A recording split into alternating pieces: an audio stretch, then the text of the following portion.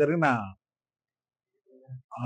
Mango resorts club యొక్క రైడ్లో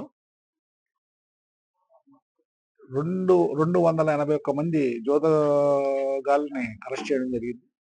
అలాగే వాళ్ళ దగ్గర నుంచి సుమారు 32 లక్షల రూపాయలు ఈ జూదంలో ఇన్వాల్వ్ అయిన అమౌంట్ని సీజ్ చేయడం జరిగింది.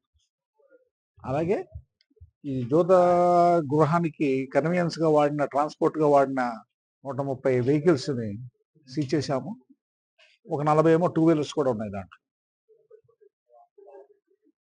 జూద గృహానికి సంబంధించి ఎటువంటి మెటీరియల్ అయినా వాడినప్పుడు అది చట్ట ప్రకారం దాన్ని సీజ్ చేయవచ్చు. కాబట్టి మేము లోపల ఉన్న ఈ యొక్క గుండ్రటి యొక్క టేబుల్స్, చైర్స్ కూడా మనము ఇది యొక్క కేసులో సీజ్ చేసి కోర్టుకు పెడతాం.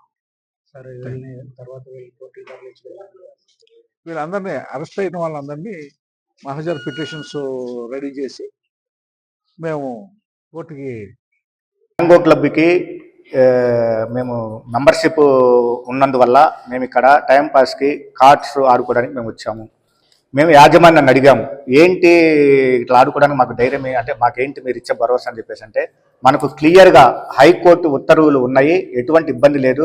ఉత్తర్వుల్లో కూడా డైరెక్ట్ సిండికేటు అండ్ స్ట్రైక్ 2 ఆడుకోవచ్చు అని చెప్పేసి ఆర్డర్స్లో ఉన్నాయి. ఈ ఆర్డర్స్ ప్రకారం మేము ఇక్కడికి వచ్చి ఆడుకుంటున్న సమయంలో చాలామంది పోలీసు వారు లోపలికి వచ్చి చాలా దారుణంగా డోర్లు తన్నేసి ప్లేయర్స్ని ఇబ్బంది పెట్టి ఫోన్లు లాక్కొని కాయిన్స్ ఉన్నాయి, కాయిన్స్ కూడా మొత్తం అన్ని పక్కన పడేసి మీ జోబుల్లో ఉన్న డబ్బులు మొత్తం బయట పెట్టని చెప్పేసి జోబుల డబ్బులు మొత్తం అంతా ఇచ్చేసి చాలా ఇబ్బందికి గురి చేశారు, చాలా భయాందోళనకు గురి చేశారు.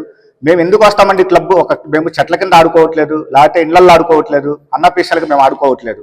ఇది ఒక క్లబ్ కాబట్టి ఈ క్లబ్ని మేము నమ్మి, ఆ యాజమాన్యం నమ్మి ఆ క్లబ్ను మేము ఆ కోర్టు ఉత్తర్వులు మాకు చూపించడం వల్ల, ప్లస్ వాళ్ళు ధైర్యంగా గోడకు కూడా వాళ్ళు క్లియర్గా రాస్తున్నారండి, కోర్టు ఉత్తర్వుల మేరకు మేము ఇక్కడ క్లబ్ నడుపుతున్నాము అని చెప్పేసి క్లియర్గా ఉండండి.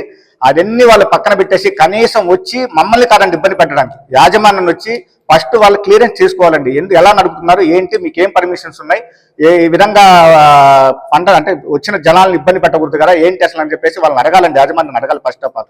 అటువంటిది ఏం జరగకుండా యాజమాన్యాన్ని కూడా ఎవరిని సంప్రదింపులు లేకుండా డైరెక్ట్ లోపలికి వచ్చేసి ఒక దొంగల్లాగా, మేము దొంగలుగా ఉన్నట్టు లోపలిగా ఉన్నట్టు వాళ్ళు ఏదో ఒక రౌడీలాగా పోలీసుగా ప్రవర్తించలేరండి. వాళ్ళు లోపలికి తన్నేసి నెట్టేసి అవన్నీ సీసీ ఫుటేజ్ చూస్తే మీకు చాలా దారుణంగా ఉన్నాయండి. అవన్నీ మీరు చూడండి, ఎంత విచక్షణారహితంగా, అసలు దారుణంగా ఆ విధంగా ప్రవర్తించారండి.